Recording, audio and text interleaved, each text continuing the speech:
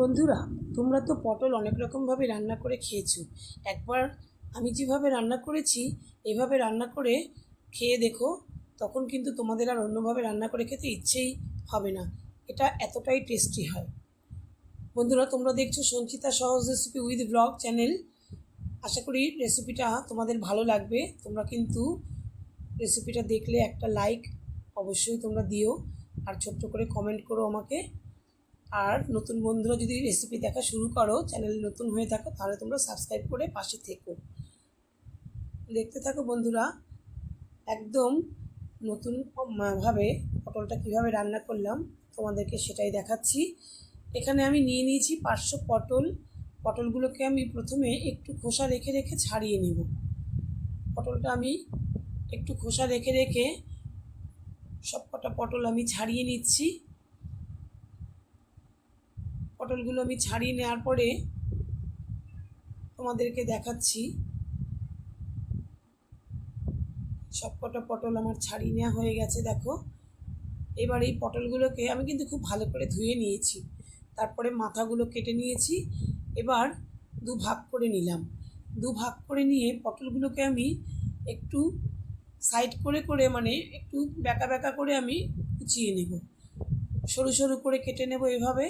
প্রত্যেকটা পটল আমি এভাবে দুভাগ করে নিয়ে তারপরে সরু সরু করে কেটে নিয়েছি। এরকম হয়েছে, দেখো। একটু সরু সরু করে, একটু ব্যাকা ব্যাকা করে কাটলে দেখতে ভালো লাগে, তাই আমি একটুখানি সরু সরু করে ব্যাকা ব্যাকা করে একটু কেটে নিলাম। সোজা সোজা করে কেটে কাটলে পরেও কোনো সমস্যা নেই, এরকম সরু সরু হলেই হবে। একটা দেখো পটল পেকেও গেছে। পটলটা এমনি কচি আছে, সবকটা পটলই আমার কচি। তারপরে কড়াইতে আমি সর্ষের তেল গরম করে কালো জিরে দিয়ে দিলাম হাফ চামচ কালো জিরে দিয়ে একটু কাঁচা লঙ্কাও দিয়ে দিলাম তেলের মধ্যে ফোড়নে, দেখো চটচট করে উঠছে। এবার আমি দিয়ে দিলাম পটলগুলোকে। সবকটা পটল দিয়ে আমি তেলের সঙ্গে খুব ভালো করে মিশিয়ে নিচ্ছি। বন্ধুরা, এটা কিন্তু পেঁয়াজ, রসুন, আদা, জিরে বাটা কোনো কিচ্ছু দেবো না, অথচ নিরামিষভাবে তৈরি করছি। একদম অল্প মশলায় অসাধারণ স্বাদের একটা রেসিপি। তোমরা গরম ভাতে কিন্তু দুর্দান্ত লাগবে খেতে। এবার দেখো একটুখানি আমি নুন দিয়ে দেবো এই পটলটাতে। এখন সামান্য একটু নুন দিয়ে একটু নাড়াচাড়া করে আমি 5 মিনিটের জন্য একটু ঢেকে রাখবো, নরম হওয়ার জন্য পটলটা। 5 মিনিটের জন্য আমি এই পটলটাকে একটু ঢেকে 5 মিনিট পরে তোমাদেরকে দেখাবো। পটলটা অনেকটাই কমে যাবে, যেহেতু একটু নরম হয়ে যাবে সেদ্ধ হয়ে।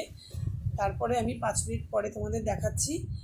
আর এদিকে একটা মশলা আমি তৈরি করে নিচ্ছি। পটলটা সেদ্ধ হতে হতে একটু নিয়েছি, দেখো 1 প্যাকেট ওই পোস্ত, ওই 2 টেবিল চামচ মতন হবে। আর এখানে সর্ষে নিয়েছি 1 টেবিল চামচ। সাদা সর্ষেটা নিলাম, তোমরা এখানে কালো সর্ষেটাও নিতে পারো। এবার প্রথমে শুকনো অবস্থায় গুঁড়ো করে নিয়েছি। এবার এর সঙ্গে আমি হাফ বাটি মতন, দেখো, নারকেল কোড়া দিয়ে দিলাম। এই আমার মশলা, আর কিন্তু আমি কিচ্ছু দেবো না। এর সঙ্গে 2টো কাঁচা লঙ্কা দিয়ে দিলাম। এবার একটু জল দিয়ে এই মশলাটাকে এবার একটু নরম করে পেস্ট করে নেব। ওইদিকে কড়াইতে আমার পটলটা কিন্তু 5 মিনিট হয়ে গেছে, দেখো পটলটা কিন্তু অনেকটা কমে এসেছে আর নরমও হয়ে গেছে, একটু সেদ্ধও হয়ে গেছে পটলটা। এবার আমি কিন্তু গ্যাসের উনুনটা আঁচটা কিন্তু আবার বাড়িয়ে দেব। এখন আমি একটু দিয়ে দিলাম অল্প করে হলুদ। গ্যাসের আঁচটা কিন্তু এখন আমি বাড়িয়ে রেখেছি পটলটা একটু ভাজা ভাজা মতন হওয়ার জন্য। পটলটা সেদ্ধও হয়ে গেছে ভালোভাবে। তারপরে দেখো পটলটার ভেতর থেকে কিন্তু অনেকটা তেল ছাড়বে, যেহেতু আমি পটলটা ভাজা ভাজা হয়ে এসেছে। আর এবার এই তেলটা ছাড়লে দেখো চারদিকে আমি পটলটাকে সরিয়ে দিয়েছি। এই তেলের মধ্যে দিয়ে দিলাম আমি পোস্ত, নারকেল আর সর্ষে বাটাটা। এবার দিয়ে এর সঙ্গে কিন্তু কাঁচা লঙ্কাটাও আমি বেটে নিয়েছি। এইবার নাড়াচাড়া করে এটা একটু ভেজে নেব সামান্য।